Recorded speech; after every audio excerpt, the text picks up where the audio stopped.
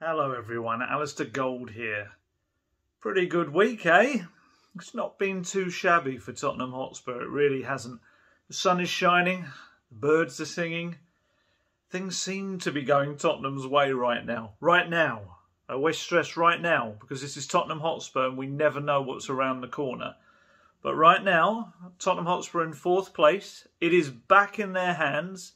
They need what a stupid word to use. They need a point at Norwich, the league's bottom team, on Sunday. And that's if Arsenal can win against Everton. And if they get that point, they are guaranteed Champions League football next season. How did we get to this point after everything that this season has brought? Madness. Absolute madness. Loads and loads and loads to pack into this video, so please bear with me. And if there's something you think, oh, why isn't he talking about this yet? I will get round to it. I've just got so much to try and pack in. And before I start anything, before I want to talk about Tottenham, about what I got up to yesterday, which you might be aware of if you've seen my social media stuff, before any of that, I want to talk about a very quick shout out to Callum Hines. Now, that name might seem familiar to some of you. You might be thinking, I know that name. And the reason is because Callum was the young ball boy that essentially provided an assist for Tottenham in the Champions League. I think it was Olympiacos match.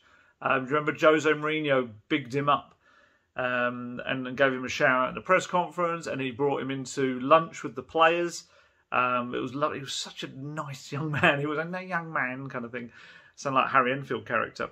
But there was a video that went out of him meeting the players, Harry Kane showing him around. He was the most polite, just lovely example of a young man. And the reason I'm bringing him up is because I've been made aware that after, I want to get this exactly right, 8 years, 5 stadiums and 200 matches, Callum's reached his 18th birthday, and that becomes his retirement age as a ball boy. So obviously a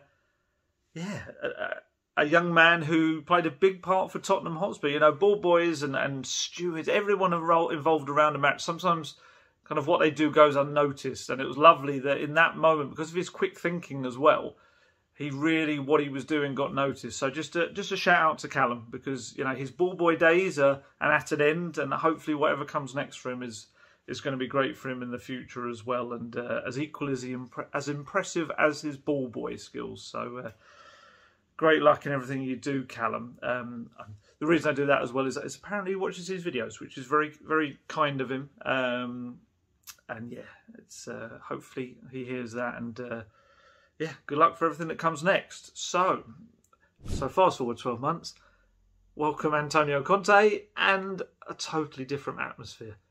You know, it was back to, there was a real family feel. All the families came onto the pitch, walked around. You know, you saw Harry Kane. It wasn't a farewell tour for him. His family came. His little, I think it was his youngest daughter, ran out across the pitch doing lovely stuff. All the players had their families out there as well. And those who didn't have families had their friends out. It felt a bit like the Potch years, when everyone was a big, tight-knit family, and that was what it felt like. It was really nice. And he had Fabio Paratici on the side. He was like filming it like a fan. I was watching him. And he had Conte smiling up at the screen, watching the compilation video that they were showing as well.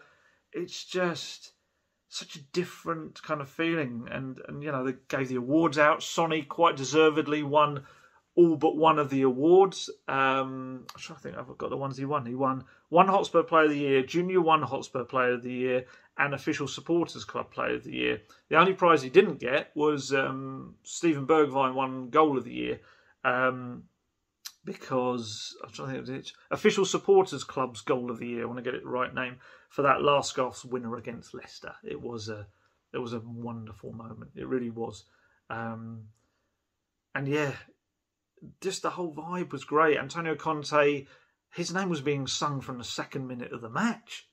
That's where we're at right now. And it's just lovely to see this kind of completely different type of Tottenham Hotspur right now, and this vibe. And it's off the pitch, it's on the pitch, it's behind the scenes at the club. Everyone's in a good place right now. And that's, you know, that needs to be maintained, because you harness that, that's when good things start to happen.